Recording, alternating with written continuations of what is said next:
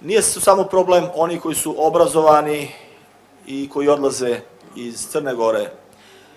Problem su i oni koji rade, koji stvaraju, bez obzira na stepen obrazovanja. Problem je, dakle, podjednaki problem je ukoliko poljoprivrednik koji ima 300 ovaca rasproda, kao što se desilo u jednom od gradova sjevera Crne Gore, rasproda kompletno stado i ode u Njemačku da traži azil, jer mu je tamo obećano da će dobiti sve papire, da će dobiti zapošljenje i da će zaraditi puno novca. Mnogo više nego što je zarađivao u Crnoj Gori. Dakle, rasprodao je svoje stado, otišao je tamo, međutim ništa od obećanog se nije desilo, u pitanju je bila klasična prevara, potrošio je sav novac, vratio se nazad u Crnu Goru i njegov 10-godišnji trud je nestao.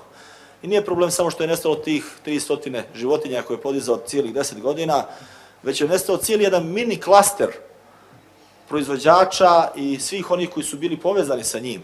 Dakle, nekoliko ljudi je živjelo od tog direktno živjelo od tog rada, a još indirektno cijeli niz drugih privrednika i poljoprivrednika. Dakle, odlazak ovakvih ljudi, bilo da se radi o obrazovanima, bilo da se radi o onima koji imaju mala i srednja preduzeća, ili o poljoprivrednicima, ili o ljudima koji žive na selu, dakle, predstavlja problem cijelog društva. Ovo nije problem za vlast ili za opoziciju, ovo nije problem za svakodnevna politička, partijska prepucavanja, ovo je strukturalni, suštinski problem jedne države. Ovo je pitanje opstanka državne i ljudske supstance našeg društva. I to je nešto čime moraju da se bave sve institucije.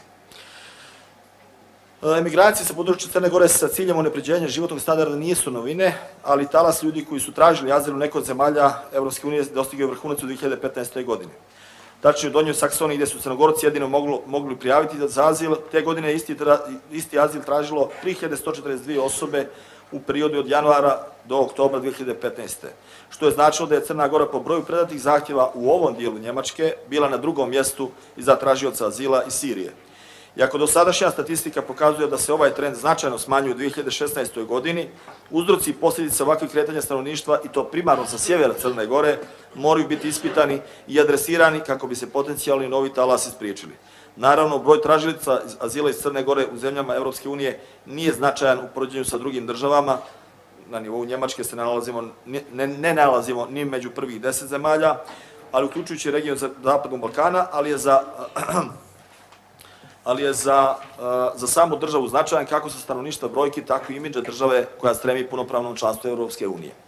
Cilj ovog izvještaja koji imate pred sobom i kojim predstavljamo danas je da se započne sa sveobuhvatnijom analizom ove pojave, počeo od istraživanja trenutnog zakonodavnog institucionalnog okvira u Crnoj Gori, kao i postojećih statističkih i drugih podataka na lokalnom i nacionalnom nivou, preko dubinskih intervjua sa predstavnicima nadležnih državnih institucija, međunarodnih organizacija, lokalnih samouprava i samih aktera ovih pojava, pa sve do analiza podataka međunarodnih institucija i samih država članica Evropske unije koje su uključene u ovaj problem. Prikupljanje ovih podataka, njihova obrada u okviru ovog policy briefa treba da nas dovede do ukazivanja na problematična mjesta i nedostatke koji su uzrok ovog problema ili koji mu značajno doprinose, ali da istovremeno kroz zaključke i preporuke ukaže na mogućnost njihovog prevazilaženja sa ciljem djelimičnog ili potpunog rješavanja ove značajne društvene problematike.